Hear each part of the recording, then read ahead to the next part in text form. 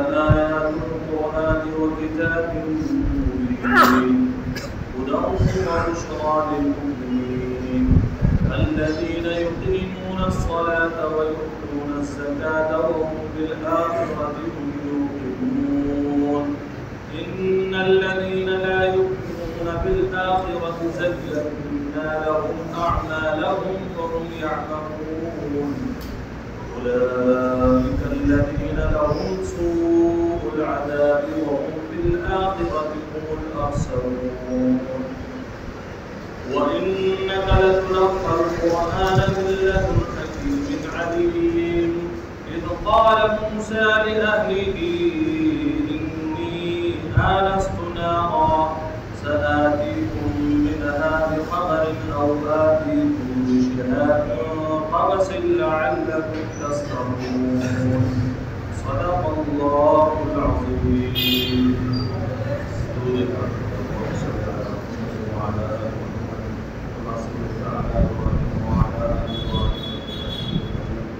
اللهم بارك على محمد وعلى آل محمد كما باركت على إبراهيم وعلى آل إبراهيم. ये सूरह नम्ल है और नम्ल के माना चुंगी के आते हैं। अल्लाह तबारक व तआला ने इस सूरत में आज के दर्स में खास तौर पर कुरान करीम की हक़ानियत को बयान फरमाया और उसके बाद नेक लोगों की चंद अलामतें बयान फरमाई और उसके बाद हज़रत मूसा अलैहिस्सलाम का वाक़या बयान फरमाया। अल्लाह फरमाता है क़ासीम तिल्का आयातुल कुरआनि व किताबिम मुबीन कि ये कुरान की आयतें हैं और कुरान कौन सा ये खुली हुई किताब की आयतें हैं। हुदन व बुश्रा लिल मुमिनीन ये हिदायत है और बशारत है ईमान वाले के लिए। अब ईमान वाले कौन हैं उनको बताया अल्लज़ीना युक़ीमूना अस्सलाता व यु'तूना अज़्ज़कात वो लोग जो नमाज कायम करते हैं और ज़कात देते हैं और आखिरत पर यकीन रखते हैं। अल्लाह तबारक व तआला ने सबसे पहले तो कुरान करीम कितना मजबूत अल्लाह का कलाम है और इस पर कितना हमें भरोसा करना चाहिए और क्यों भरोसा करना चाहिए उसकी वजह भी बयान की कि देखो ये जो आयतें तुम्हारे सामने अहकामात की शक्ल में बयान की जा रही हैं ये कोई मामूली आयतें नहीं है बल्कि ये कुरान की आयतें हैं। कुरान की जो फरामीन जो जितने भी हैं ये कुरान के फरामीन हैं और कुरान अल्लाह का कलाम है। लिहाजा आम किताब की तरह आम बुक की तरह तुम इसको ऐसी नजर से कभी मत देखो। जैसे और किताबें लाइब्रेरी में मौजूद है वैसे ही ये कुरान मौजूद है। अल्लाह फरमाता है ऐसी गलती कभी मत करो। देखने में बहुत सारी चीजें एक सी होती हैं लेकिन हकीकत के एतबार से पावर के एतबार से जुदा जुदा होती है। एक आदमी है वो सीधा सादा लिबास पहने हुए कुर्ता पजामा पैंट शर्ट पहने हुए। आपने ये देखा कि इससे पहले एक साहब आए थे वो भी नीली पैंट शर्ट पहन रहे थे ये भी पहन रहे हैं। लिहाजा पहले वालों में भी कोई पावर नहीं थी इनमें भी नहीं होगी। भाई हो सकता है कि वो कोई ऐसा ऑफिसर हो कि जिसका ओहदा सुनने के बाद आपका पूरे कारोबार का एम्पायर हिल जाए। तो जो चीजें एक सी नजर आती हैं हुकूमत भी वो एक सी हो और पावर में भी वो एक सी हो ये जरूरी नहीं है। बल्कि कुरान दिखने में तो वज़ाहिर जैसे और बुक्स है वैसे ही एक किताब है लेकिन इसके एक एक वर्क में जो पावर अल्लाह ने रखी है और जो उसके अंदर कामयाबी रखी है अल्लाह ताला ने वो किसी और में नहीं। और उसको अल्लाह ने बयान किया कि हल्के में क्यों नहीं लेना इसको मामूली किताब क्यों नहीं समझना। अल्लाह फरमाता है हुदन व बुश्रा लिल मुमिनीन इन औरात में इन आयतों में हिदायत भी है और मुमिनीन के लिए बशारत भी है। अल्लाह कैसे खुश होगा जन्नत कैसे मिलेगी अल्लाह तबारक व तआला रहमत की बारिशें कब करेगा कब हालात से निकालेगा।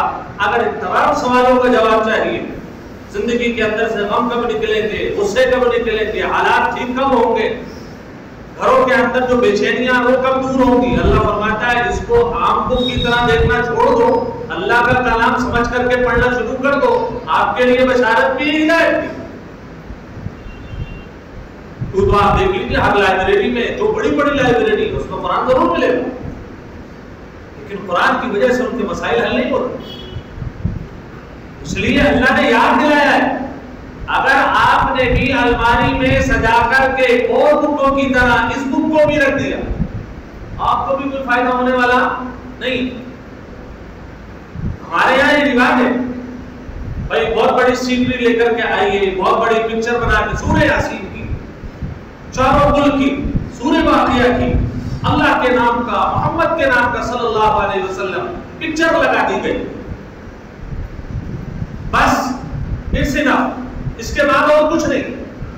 अल्लाह फरमाता है ये गलती गैर कर रहे हैं, उन्हें भी कुरान कोई फायदा देने वाला नहीं है, वही गलती तुम दोहरा रहे। ये कौन सी कौमें करती हैं? ये वो कौम करती हैं जिन्होंने कुरान करीम को बचपन में न सीखा, न उनके सरपरस्तों ने सिखाया। क्यों नहीं सिखाया? बोले सिखाया इसलिए नहीं, कहीं ऐसा ना हो कि ये कुरान का हाफिज और आलिम बन जाए, फिर इसके रोटियों के लाले पड़ जाए। क्यों नहीं सिखाया? बोले उनके ज़हन में ये था, मीडिया ने, सोशल मीडिया ने डाल दिया था कि मदरसे वाले बुरे होते हैं, कि मारते भी हैं, ये तो अलग ही किस्म की दुनिया के लोग हैं। हालांकि ऐसा कुछ भी नहीं। आप कंपेयर करके देखें कभी मदरसे के तालिबे इल्म, मदरसे के असातिज़ा और स्कूल के असातिज़ा, और इस नियत से आप करें कि जिसके अंदर, जिस टीचर में दीन होगा, जिस टीचर में दीन होगा, आप स्कूल में भी देख लीजिए, एक टीचर हुआ है जिसके मिजाज में दीन नहीं, जिसके मिजाज में अल्लाह की मोहब्बत नहीं, रसूलुल्लाह की मोहब्बत नहीं, कुरान की मोहब्बत। एक टीचर को है और एक टीचर को है जो पंजगाना नमाजी, अल्लाह से डरता है, रसूलुल्लाह की मोहब्बत है। दोनों एक ही सब्जेक्ट पढ़ाएंगे, लेकिन दोनों का रवैया बिल्कुल मुख्तलिफ होगा।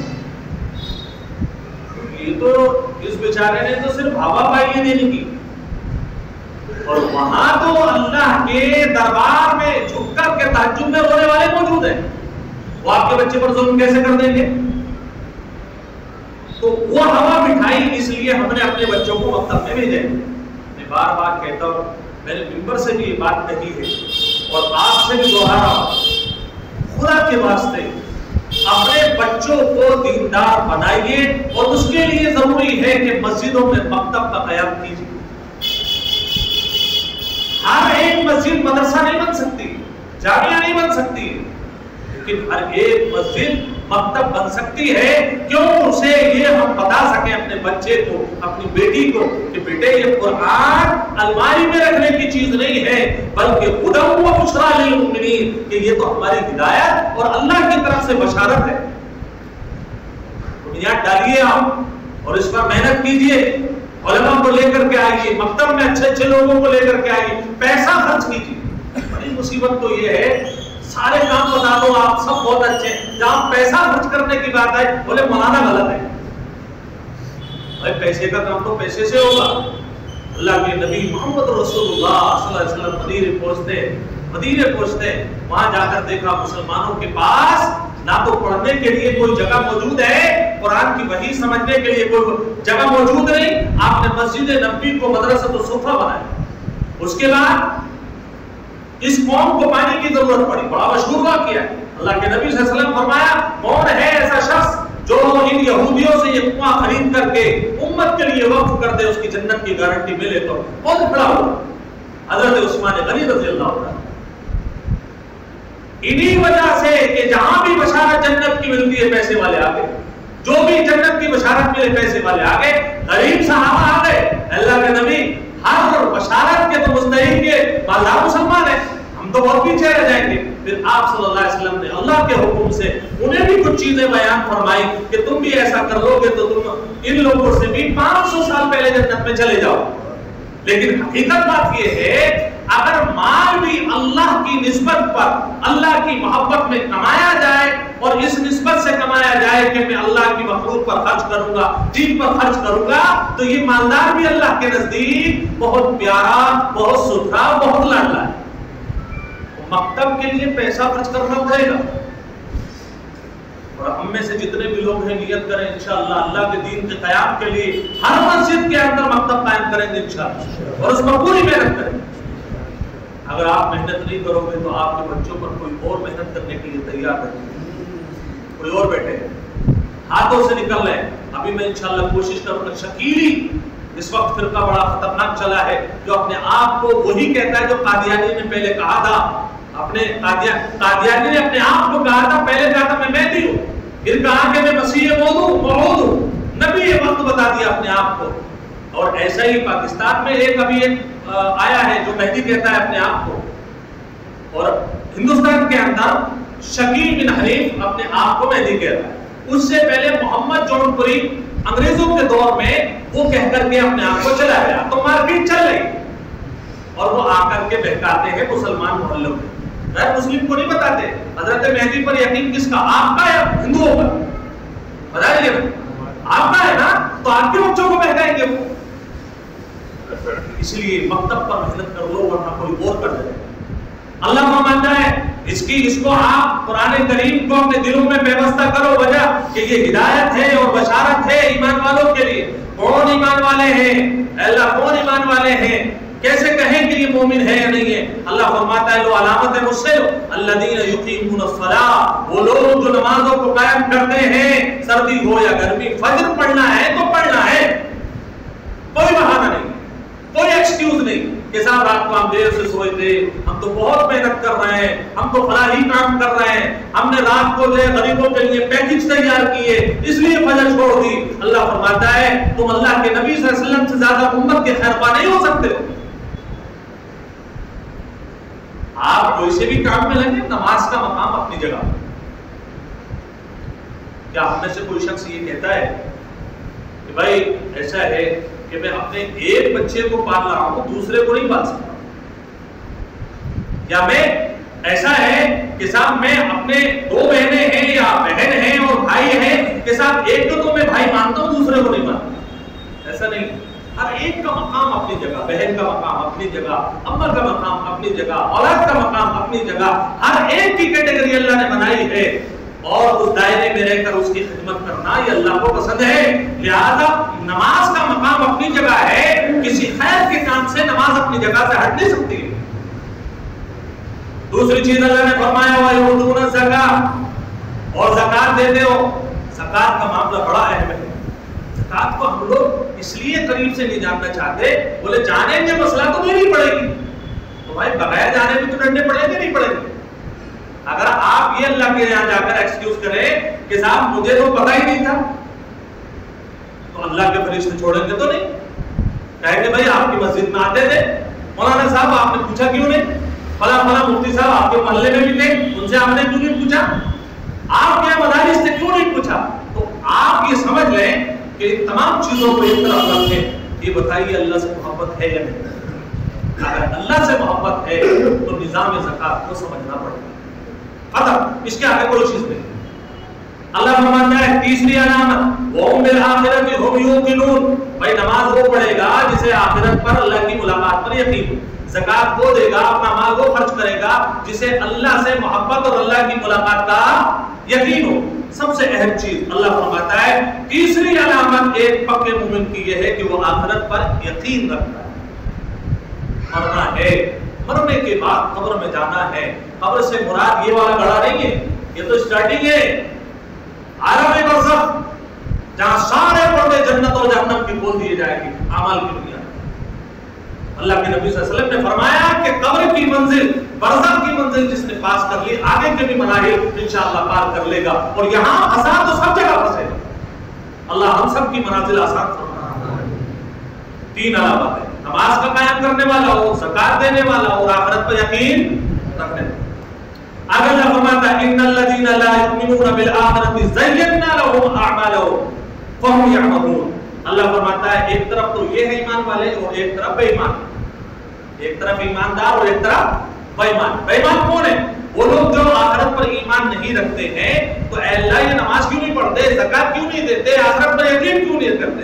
अल्लाह फरमाता है जो दुनिया में ये मटर गश्ती कर रहे हैं, जिन मोटरों पर ये टहल रहे हैं, जिन बंगलों में ये टहल रहे हैं, रह रहे हैं और जहां जहां पर भी ये कारोबार कर रहे हैं, हमने इनके लिए इनके अमाल को खूबसूरत बनाकर पेश किया।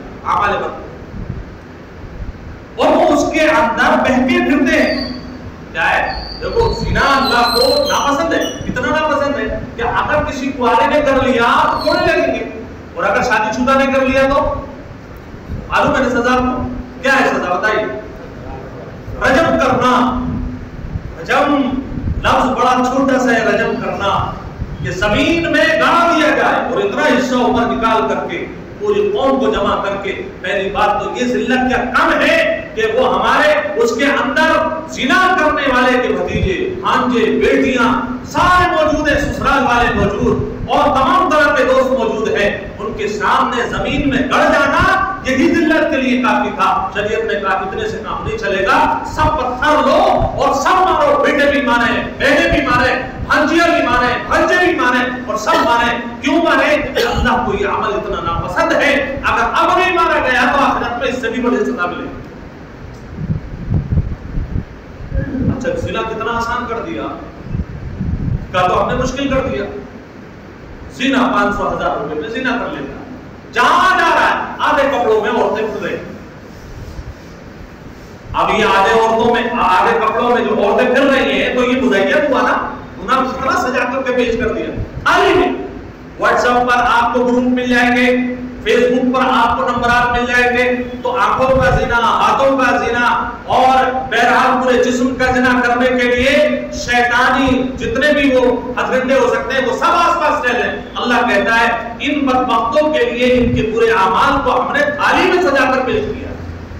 ज्यादा ईमान वाला हो बच जाएगा, बोले भाई ये थोड़ी देर का मजा है, बाद में अल्लाह का अज़ाब आना तय है, इसलिए मैं तो करूंगा नहीं, मैं नहीं करूंगा। कोई भी अपॉर्चुनिटी आ जाए, और इसी तरीके से अल्लाह ताला ने आगे भी जिक्र किया है, उलाइकल्लज़ीना लहुम सूउल अज़ाब। अल्लाह फरमाता है इन बदबख्तों के लिए, बेईमानों के लिए क्या है? अज़ाब है। कौन सा? बुरा अज़ाब है। अज़ाब तो अज़ाब है और वो भी बुरा अज़ाब है। वहुम फिल आखिरति हुमुल अखसरून। दुनिया में तो हो गया मामला अज़ाब का, आखिरत में भी ये लोग सबसे ज्यादा नुकसान उठाने वाले हैं। अरे भाई, इससे बड़ा नुकसान क्या होगा कि आपका नाम है अहमद हसन, आपका नाम है मोहम्मद, और आपको जब कयामत में अल्लाह उठा रहा है और वहां पर मोहम्मद रसूलुल्लाह सल्लल्लाहु अलैहि वसल्लम तशरीफ फरमा है और आपके बारे में कहा जा रहा है कि ये साहब जिना करके आए हैं और नबी के नाम लेवर, इससे बड़ी जिल्लत। अल्लाह फरमाता ये लोग खसारे में होंगे। गैर ईमान वाले भी इसमें दाखिल हैं, वो तो आला दर्जे के अल्लाह के दुश्मन है। लेकिन अगर कोई ईमान का दावा करके फिर भी वो जिना के अंदर, चोरखोरी के अंदर और करप्ट कामों के अंदर वो मुब्तला है, अल्लाह छोड़ेगा उसे भी। अल्लाह तबारक व तआला बेईमानी से हम सब की हिफाजत फरमाए।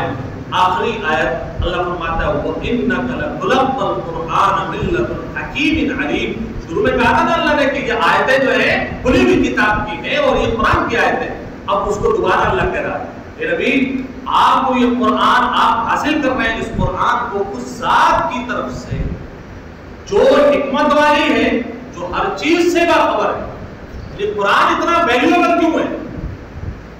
क्या वजह है? वजह ये है कि कुरान अल्लाह की तरफ से आया है जो सबसे बड़ा हकीम है, जो हर चीज का जानने वाला है। लिहाजा जो सब कुछ जानता हो हमारे बारे में, हमारे आने वाले फ्यूचर के बारे में, हमारे माजी के बारे में सब कुछ जानता हो, जब वो जानबूझ करके कोई हुक्म दे तो क्या उसके अंदर कोई खता को नुकसान हो सकता है? नहीं हो सकता है। लिहाजा मानने में ही फायदा है, इसको ताक में रखने की जरूरत नहीं है, बल्कि इसके अमाल को और इसके अहकामात को दिल में उतारने की जरूरत है। अल्लाह तबारक व तआला कुरान करीम से सच्ची मोहब्बत नसीब फरमाए।